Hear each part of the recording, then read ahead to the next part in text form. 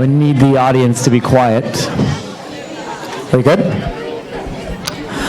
Hello and welcome to the 4th presidential debate live here at River City Science Academy. I am your host, Irvin Torres, and this is my co-host, Michaela. We will now introduce the candidates before explaining the rules. On my left, we have presidential nominee from the Republican Party, Donald J. Trump.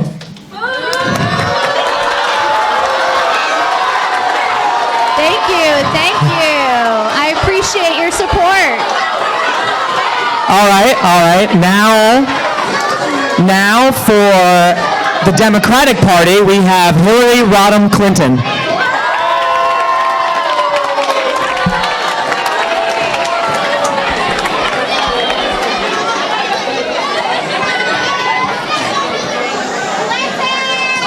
So here are the rules of the debate. All questions have been submitted from students or teachers. Each candidate will have exactly 2 minutes to answer the question. After each candidate has answered the question, they will have 30 seconds to respond. Just a reminder to the audience, this debate is being broadcasted live. We ask you to remain quiet during the debate and be on your best behavior. All right, so just as a reminder of the format, you'll each have 2 minutes to answer a question. When 30 seconds is left, you'll hear one ding. When it is time for you to stop speaking, you will hear 2 or more dings. All right. First question goes to Mr. Trump. Thank you. What is your plan for job creation, and how is it different than your opponents? Well, first off, Mr. Torres, thank you for having me at your school for the 4th presidential debate. It is a great honor to be visiting River City Science Academy. And I would like to thank my opponent, Secretary Clinton, for agreeing to a 4th debate. Now, apparently we haven't been checked properly. No, we are not here to do anything illegal. Okay, so the question here is job creation, okay? We are in a situation where we had a recession, 2008. Mr. Obama has been the person in control of making that recession turn around and bring us back to jobs, okay? Was it a difficult thing to do? Yes, but he made it harder for himself. Okay, because he did it the way that my opponent, Secretary Clinton, would like to also do it.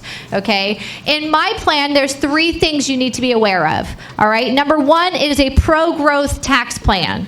Okay, number 2, it is a regulatory framework that will be new and better for businesses to encourage growth. And number 3, we will return trade back to America. Now, the first one is the one that I really want to focus on as your future candidate for president, right?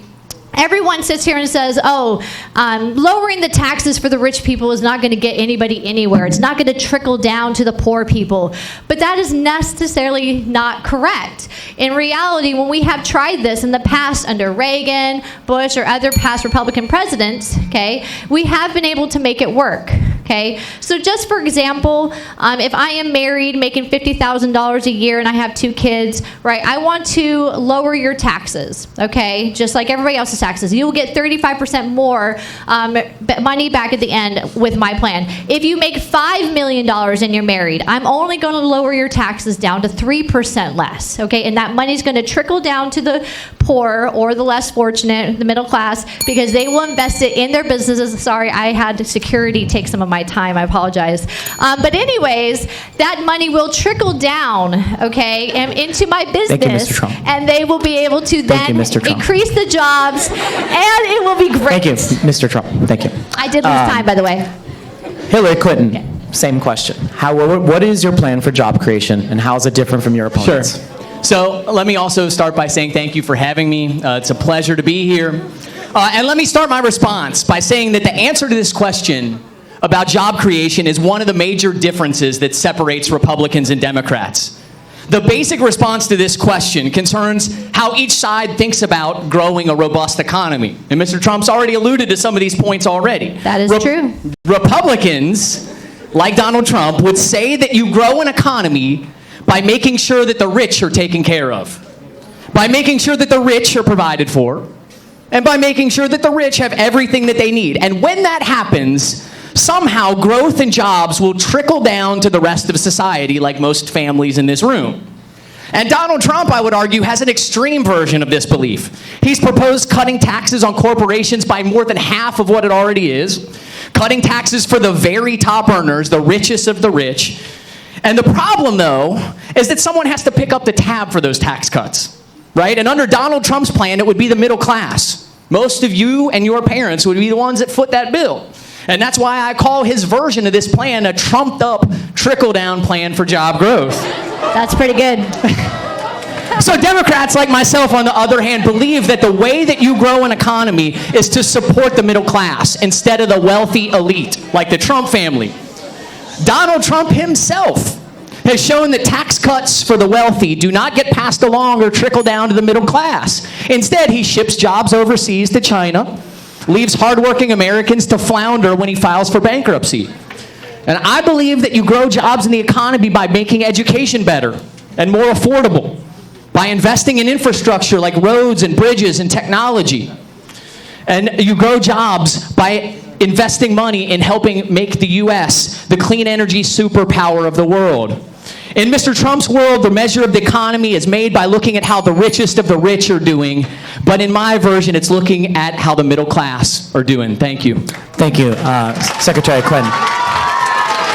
Presidential nominee Donald Trump, would you like to respond to Hillary Clinton's statements? Yeah, and I'm actually... You have 30 seconds to respond. Okay, thank you so much for pointing out the absurdities of your own argument. So he talks about how the money does not trickle down, right? And that I abuse the system. You know what? I abuse the system that politicians like him have made over the last 20, 30, 40 years. If you didn't want me sending my jobs overseas, then don't make NAFTA and other things and other priority or things that make it very easy for me to do so.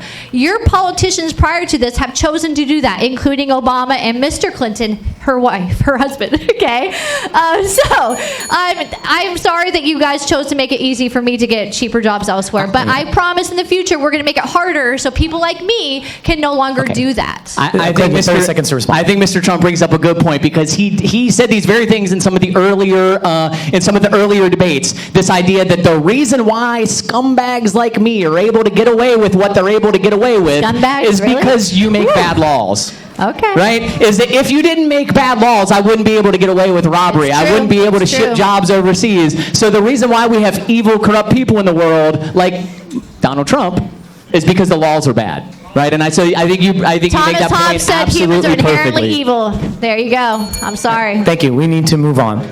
Okay, now for our second question. How would you say your experience qualifies you to be President? Secretary Clinton? Thank you. Yes. How my experiences qualify me to be president. I would say in the 1970s, after graduating from Yale Law School, I went to the South in order to work for civil rights, educational opportunities for minority families in Alabama. In the 1980s, when I was First Lady of Alabama, I worked as a lawyer and was named one of the top 100 most influential lawyers in America. In the 1990s, as First Lady of the United States, I fought hard for health care reform in this country. In 2000, I ran for a Senate seat in New York and won. And during my time there, was able to provide for 9/11 first responders. And in 2009, I was appointed by Barack Obama to be the United States Secretary of State, traveling the globe to negotiate ceasefires, serving in the Situation Room to oversee successful missions like the raiding of Osama bin Laden. Now, contrast my resume with that of Mr. Trump, whose only claim to experience is that he was a successful businessman. We can't know how successful he actually was, since he refuses to release any of his tax records. And the only thing that we do know is that he filed for a loss of nearly $1 billion. Let me repeat that. That's billion with a B. $1 billion in 1 year. We also know that in his business dealings, he left a trail of bankruptcies that shorted hardworking families, like many students in this room. He moved jobs for his clothing line overseas to places like China. But he did serve successfully as a reality TV show star. So I guess our listeners will have to decide for themselves whether or not that qualifies someone like Donald Trump or Kim Kardashian or Snooki to be President of the United States. Wow. Woo! That kite has some claws. Tell her. What is your response to that, Mr. Trump? Okay, I would love, again, like, you are digging your own grave for me, Secretary. I appreciate it. Thank you, Secretary Clinton, for that long list of failures, to be quite honest. You were a lawyer, yes, but last I checked, you let a rapist get away, by the way, and you openly admitted that he was a rapist, and that was just your job because you were his lawyer, okay? Now, continuing on, then you became a senator of a state you did not even live in, because you lived in the White House for 8 years. Congratulations. And then next, you become Secretary of State because you failed to become president last time, as you will this time, by the way. But anyway, so I'm glad you have this whole long list of failures, right? Because on top of that list is this going overseas and being the Secretary of State. And last I checked, if you pay attention to the news, how is the Middle East doing? I would hope that after your 4 years as the Secretary representing our country, it would be doing better than you had went in, but in reality, it is worse. Egypt is worse. Syria is a disaster. Libya is in chaos. And unfortunately for you, your name is all over that. And I apologize. Anyway. So, back to why you should vote for me as president, okay? My life is about winning. Yes, I've had to make hard decisions as a businessman. Yes, I have left places in bankruptcies because I know how to make those hard decisions. When I am your president of the United States, I will make the hard decisions that other presidents in the past have kicked the can down to other presidents in the future, and I will make sure that we are able to get where we need to be, to have America be great again, right, through my ideas. I'm a winner. I've been winning my whole life. People might not like how I do it, right? But I follow the laws. I do what the rules say I'm allowed to do. And if you want to change how I do it, again, I recommend you and all your cronies that you've been working with for the last 30 years, change the rules about how it works. Thank you for your time. I don't even need more. So, would you like to respond to Yeah, that, I would. Let me first say that you may notice that like almost all of that time was spent talking about my record, not Mr. Trump's. But I think it's worth noting, particularly when we talk about Mr. Trump's lack of experience to be president, that we think about his statements that he's made in the past about nuclear weapons, which should frighten all of us. He said that he's open to nuking Europe because it's, quote, a big place. He said on multiple occasions that quote, you want to be unpredictable when it comes to nuclear weapons. He said that he's okay with a nuclear arms race in Asia, and he's okay with Saudi Arabia acquiring nuclear weapons.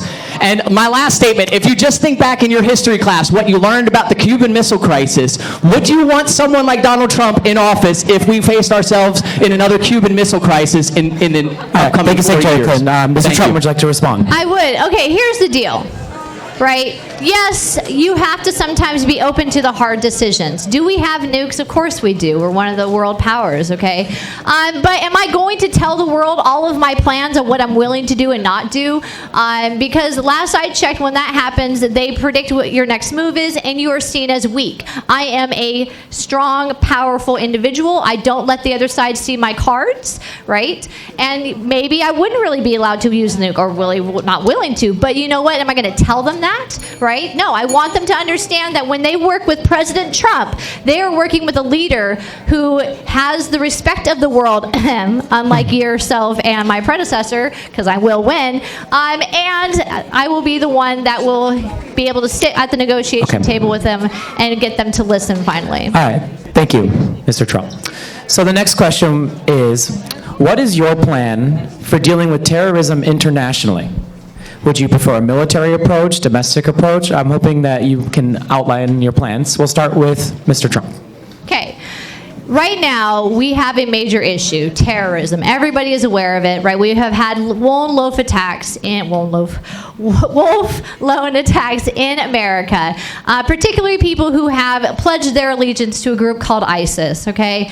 The Islamic State is a problem that was born in the Middle East due to the vacuum of power that was left behind when we pulled out Secretary Clinton under Mr. Obama. When we pulled out of the Middle East, we basically left the area open and said to the world, hey, we're done with this area. Do what you want with it, right? And then there's this group called the crazies, and they pop up, and they're like, hey, we're crazy. We're going to do really nasty stuff. We're going to behead people. Oh, wait, we've done that so many times, nobody cares anymore. Okay, what do we do now? Burn them alive, rape and bury children alive, right? Okay. We've gotten to the point where these crazies have just continued along. They started in 13 countries. Now they're in over 28 countries because Secretary Clinton and Mr. Obama chose to leave Iraq too soon rather than finishing the war like the proper way they should have. And by doing that, they allowed them to exist. So my answer to this question is, if I want to show a group that they shouldn't be allowed to exist, I show strength. I do not show what Mr. Obama and Secretary Clinton have shown, where they're just like, hey, can we kind of work together? Oh, you're going to kill more people again. Can you please stop? It would be really nice if you stopped, right? We're going to send some troops in, not our troops. We're going to use the Syrian troops, the troops in the area, which is a very good idea. I will give you that, right? But they're not getting anywhere. Because this group is continuing to be allowed to exist, we need to come in there, show strength, and tell them what they are allowed and not allowed to do. And honestly, if that means that we need to wipe them off the face of the earth with the help of other people in that area, then that's what we will need to do. Okay, but they will respect me as a president because they will know that when I say there's a red line, that I mean it, unlike yourself and Mr. Obama. Thank you, Mr. Trump.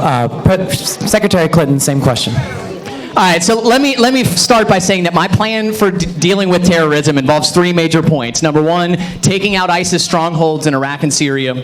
Number two, working with our allies. That's not a bad thing. Working with allies to dismantle global terror networks. And then finally, number three, hardening our defenses at home to prevent lone wolf attacks like Orlando from carrying out attacks here in this country.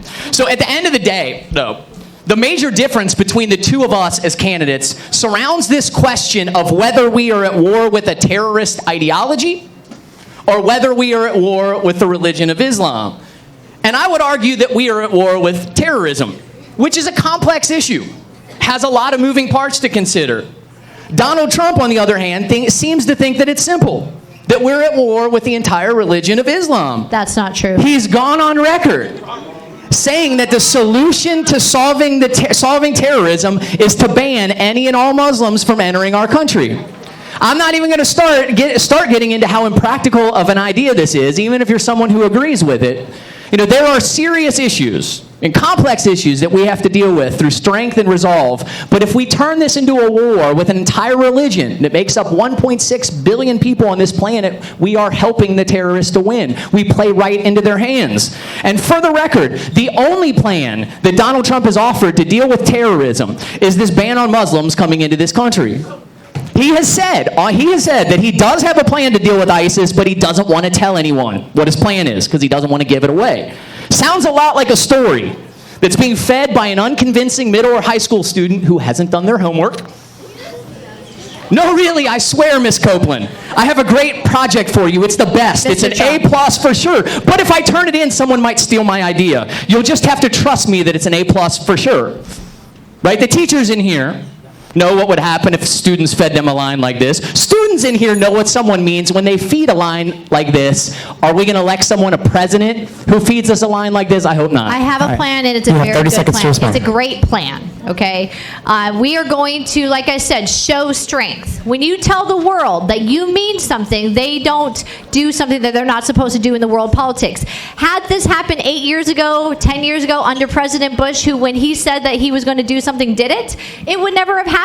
But you've had a president that you supported, that you worked with as your 4 years as Secretary of State. And every time Mr. Obama was like, hey, this is my plan, and now are you going to listen? Or if you don't, I'm going to do something. They would not listen. He would not do anything, and they would just keep on going. At least when I say that I am going to react to your bad choices in the world of politics, especially in the Middle East, there will be a consequence, and they know there will be a consequence. All right, thank you, Mr. Trump. Secretary Clinton, you have 30 seconds to respond. Like potentially nuking Europe, right? I don't know where It's Europe not comes always from. nuking. But let That's me extreme. say, in my follow-up, there's one particular instance we can look to sum up Donald Trump's lack of understanding on this issue. If you haven't been following the news recently over the last few months, there was an American Muslim man named Khizr Khan who spoke at the Democratic Convention this summer and told the story of his son, a member of our armed forces, who gave his life for his fellow soldiers in Afghanistan. Donald Trump criticized and belittled this man because of his religion, even though his family paid the ultimate sacrifice for this country as a soldier in the United States Armed Services. Donald Trump doesn't seem to understand we are at war with terrorism, not Islam. Thank you. I understand there's a difference, Secretary. Secretary Clinton, if you become president, what legislation would you push for immediately? Is there any legislation that you would seek to be dismantled? If you go to my website, okay, you will find what I have listed as the That was for Secretary Clinton. Oh, fetch. It's okay. dang it. I'm used to it. I was going to defer. It's fine. No, I wasn't paying attention. It's Sorry. okay. Would you like me to go first? No, I would like you to answer, Secretary. Okay, all right. So there are a couple of things that I would include in my list of items that I would look to accomplish in my first 100 days. And I would start, number one, would be by appointing a new candidate to the Supreme Court. First of all, as many students in this school probably learned about in their civics class, one of the roles of the president is to appoint justices to the Supreme Court. Currently, there is an open seat on the Supreme Court that's been open for almost a year now. President Obama nominated a moderate candidate to fill this seat, and Republicans in Congress have refused to even allow hearings on this nominee, much less to have an up or down vote. This is yet another example of the ways in which Republicans, who talk so much about their love for the Constitution, have failed to uphold the very duties that are called for in the Constitution. And I will mention that even this last week, there was a number of prominent Republicans who said that they might refuse to vote on any candidate that I put forward for the Supreme Court. Never before in my lifetime have I seen a party so intent on thwarting their duties. So one of my first goals, as soon as I take office, would be to appoint a nominee to the Supreme Court, and who would continue the legacy that's started under this court under President Obama, guaranteeing the rights of all individuals to justice and fairness, who would continue making decisions like Obergefell versus Hodges, which was a Supreme Court decision which Donald Trump and I likely disagree about, but will be one of the most important landmark decisions of our lifetime. And this was the decision not that long ago, about a year ago, that granted gays and lesbians the right to marry whomever they choose in this country. Donald Trump, I believe, is on the wrong side of history on this issue, and a Trump Supreme Court nominee would move us in the wrong direction for things like LGBT rights. Okay, thank you for that. Okay, now, so he is technically correct. There is an open seat in the Supreme Court. Thank you. She is technically correct. I've already released a list of the 19 people that I would like to see replace that. Now, he is also correct in the fact that the Republicans in Congress right now are not working with Mr. Obama to nominate a seat for that person, for the person that he wants. That makes sense. We have what's going on right now. It's called a lame duck session. Okay, and when Mr. Bush would have been president, Secretary Clinton, you would have also gotten angry as a Democrat then if he were to try to push through a Supreme Court justice while he's a lame duck, when he's barely powerful. A lame duck is a president who's almost on their way out. Okay, so presidency was only 7 years, not 8 years. Well, but you would still, if you had been in Congress, you would have been the same kind of senator saying, I refuse because he's a lame duck. It should be left to the next president. It's a tradition. Is it something that's in the rule book? No, but it's a tradition. Lame duck presidents don't get to make decisions like that. Anyways, so what legislation will I push for? First off, day one, I'm going to get rid of some of those awful things that Mr. Obama has put into effect. We have Obama's health care law. It's atrocious, okay? It is a disaster. People across the country right now are being told by their health companies that they will no longer have the rate they had last year or even a cheaper rate they had 2 years ago.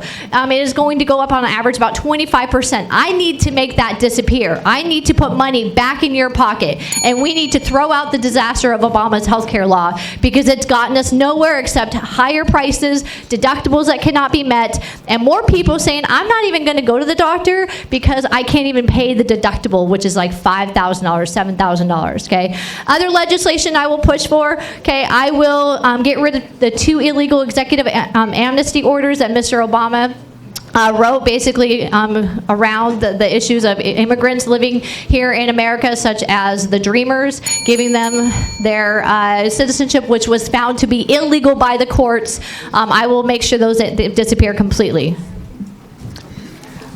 Would you like to respond to that, Yes, Secretary yes. Clinton? Let me start real quick addressing this Obamacare point, because there was a document that was, or a report that was just released a couple days ago saying that premiums, you're hearing about this in the news, premiums are right exactly at the place where people projected they would be when Obamacare was first passed. The reality is premiums were cheaper than they expected they would be at the very beginning. So we're right on track with what they projected. So I disagree with your point there. But let me just say about this first 100 days, Donald Trump, just a few days ago, stood before a crowd in Gettysburg, Pennsylvania to talk about his first 100 days in office. In the very town where Abraham Lincoln stood and gave his Gettysburg Address, and I'll make my point very brief, he said, if I happen to win, one of the things I'm going to do is bring a lawsuit against all the women that accuse me of wrongdoing in the last few weeks. That's his first 100 days, getting revenge against his political enemies. All right, thank you, Mr. Trump. Would you like to respond? I would like to respond to the healthcare claim that he made. Yes, maybe the law did say that by this time we would have premiums being this high, et cetera, but that doesn't make it right. Okay, so a family of four is going to pay $650 a month in healthcare insurance, right? But their deductible now per person is $5,000. That's $20,000 in one family in 1 year. You would have to like break a couple legs to get that high, which means that you have to cover that money yourself. Just because it was written that way does not make it correct. All right, thank Any you. chance we can get one more follow-up? Sure. 30 seconds. Yeah, I'll follow up. You can follow up. One last follow-up about this issue, because I don't want to leave Obamacare behind. That's fine. So the premiums rate, the fact that, or this report that was out recently about premiums raising, the reality is that there are a number of governors in the United States, of Republican states, that rejected money that was offered by the federal government in order to make Obamacare more affordable. Governors turned that down. It's not going up across the board. It's going up in states where governors basically said, I do not want Obamacare to succeed. I don't care what it takes. They turned down federal money, said we don't want it. And those are the very states right now where you see that these rates are raising astronomically. Okay, Secretary Clinton, this is very amusing to me. Thank you for that. So here's the thing. He is correct. There are governors, about half the governors, Republicans as myself, who did deny this money because they understood that this money would disappear. Right? It was written into the law that they would have the money for a while. I can't remember the exact years right now, but at some point the states would have to start paying for it. Well, the states are already drowning under the cost of Medicare and Medicaid, and they said, we won't have that money in 5-10 years when it's required, so we're just going to reject it now. That was a smart choice. All right, thank you. Moving on. Okay. So, next question. Does every law-abiding citizen have a fundamental right to food, shelter, education, and health care? We'll start with you, Mr. Trump. Thank you for that very interesting question. Does everyone have the right to food, shelter, education, and healthcare? Let's be honest, we live in America. Here we make sure that you have food if you are in need. We make sure you have shelter if you are in need. We give public education to everyone. The healthcare, though, we could have a nice debate about. But let's first start with the education. Education in our country is a disaster, right? We believe, or I believe personally, for the Republican Party, the best way to get ourselves out of this disaster is allow school choice. What is school choice? That's where you have the option to choose the school that you attend to make sure that you have teachers that are good and qualified and amazing, right? Or you can go to your public school where there maybe aren't so less qualified or they have bad test scores, right? So school choice is my #1 way of bringing citizens in our country out of poverty and back up to where they are making money and getting skills so that they can have a middle-class job eventually. Okay, so the education system in our country, we're spending $20 billion a year, right? If we were to be doing that on something else, it wouldn't work very well. So we need to get the choice to be in there, especially for the poor. We want to go into the neighborhoods, right? Especially the poorer neighborhoods in the urban areas, okay? And we want them to be able to have access to the schools that they want, and rather than being forced to go to one school or another. As for the healthcare, I am choosing to do something other than Obama's healthcare law. That would be a health savings plan. That is where you take the money that you're paying every month into your health insurance. It goes into a savings plan that you can invest, right? And if you invest your money, it's going to grow and make more money. And when you are going to get old and start dying, right, you can take that money and you can give it to your kids. You can give it to your spouse.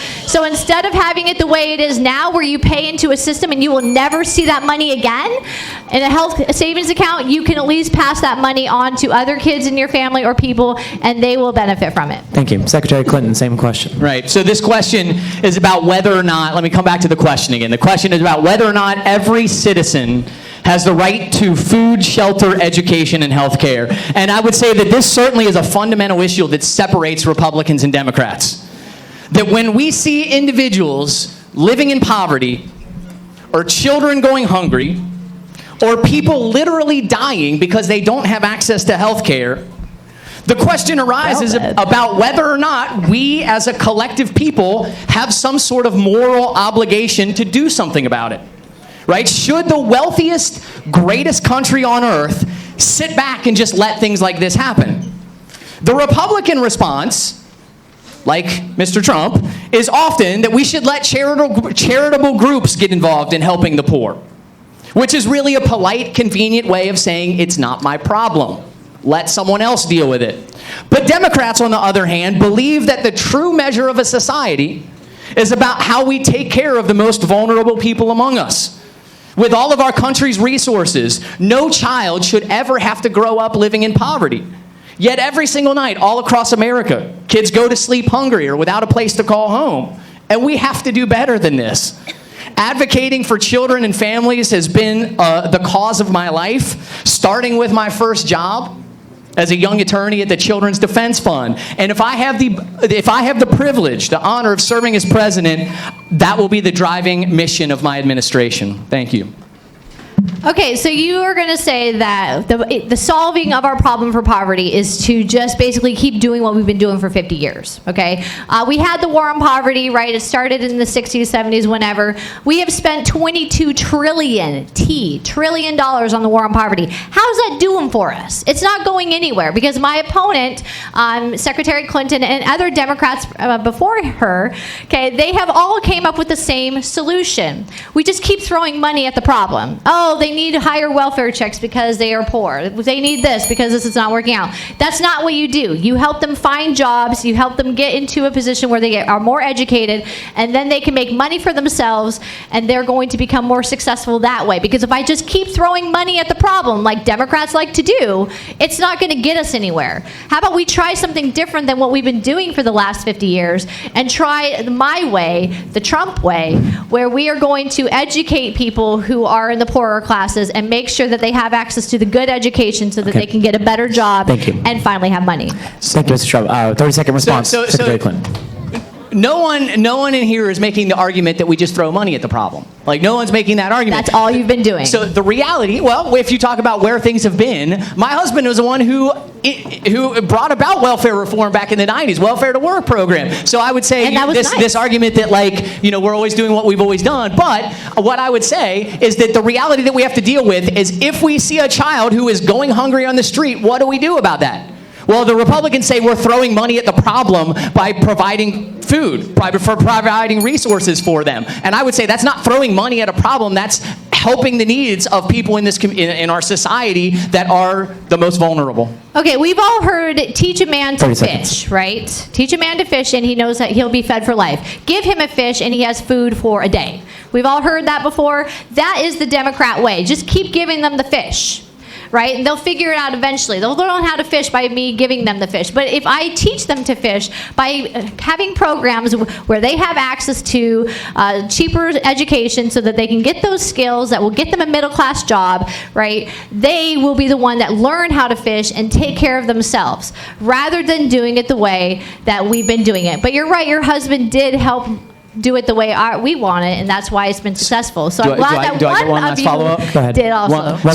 My one last follow-up about this, right? So, like, I would. I get 2 follow-ups after this. No, that was your second follow-up. I know, but you've pulled 2 follow-ups. This is your okay. Have it. All right, now you made me lose my train of thought. Thank you. Okay, So anyway, my point Yeah. is about the money that we're providing, right? Yeah. So you're saying teach a man to fish. No one is arguing just continue to give handouts, right? I would say the whole point of the change in legislation, welfare to work, is to say, okay, we meet your need while you're vulnerable and run the risk of actually starving in the street, and say, okay, but now let's help you get to work. So I would say the whole point you're making is arguing my exact point. I think, personally, and I would say this, I don't think Republicans and Democrats are as far apart as Republicans would have us to believe, would lead us to believe.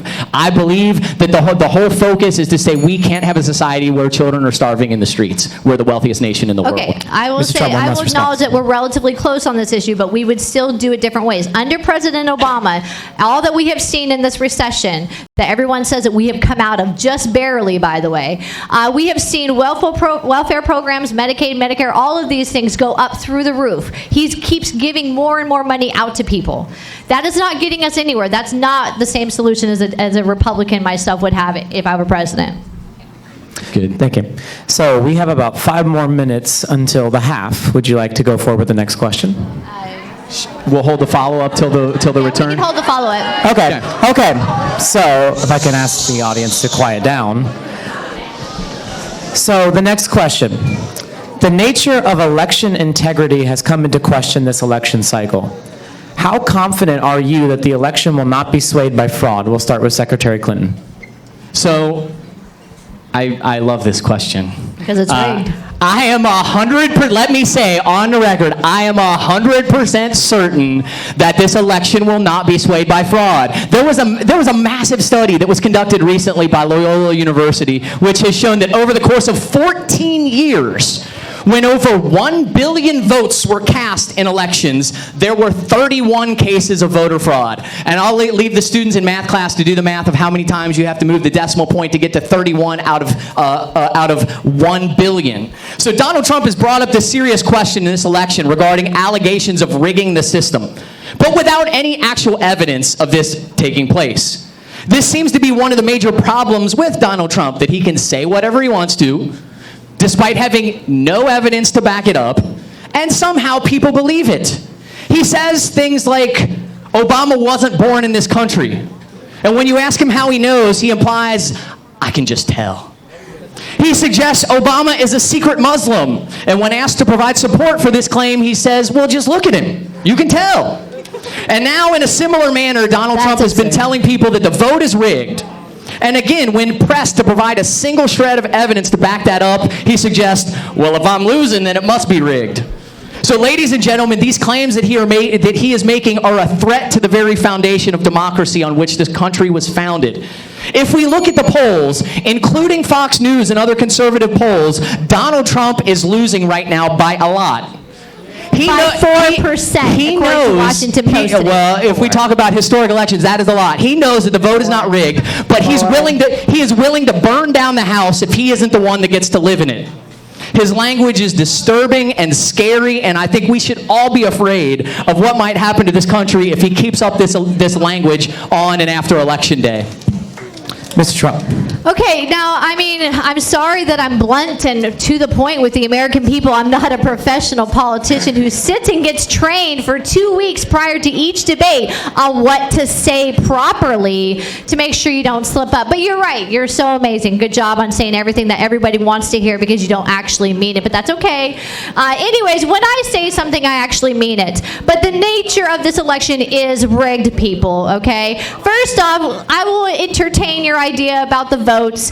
There was a Real Pew Center that came out with a report a couple years ago, and it said, to the fact, 1.8 million people are dead and on the registration ballots, right? They are actually there on the registration rolls, and people could go up and show up and vote for them, or vote with their name. You also have 2.5 million people in this country who are on 2 state registrations to vote, which means that they could technically show up for each one or do an absentee ballot for another one and vote. But I'm not making any assertions that's what happened, but that is a possibility for it to be rigged. But where I'm talking about it being rigged is when I'm talking about the media.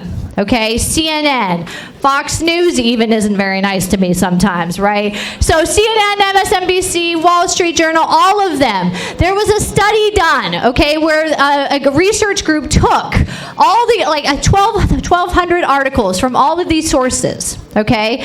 And they said, does this article have a negative or a positive tone towards the individual being written in it? So Trump or Hillary Clinton, and only one was in it. And almost every single article had a negative tone for yours truly, Mr. Trump. And almost every single article had a positive tone for Secretary Clinton, showing that the media is rigged in her favor, which is fine. She's their buddy. She's been friends for many years. I understand it. Nobody likes me. That's great. I don't need them to win because I am awesome. Thank you. Thank you. So we will hold the follow-up till after the break. We will break for about 5 minutes and then continue with the follow-up. And just to remind the audience that sitting in here is a privilege and your silence is appreciated. Thank you. Okay. This brought to you by Nabisco. Nabisco. RCSA.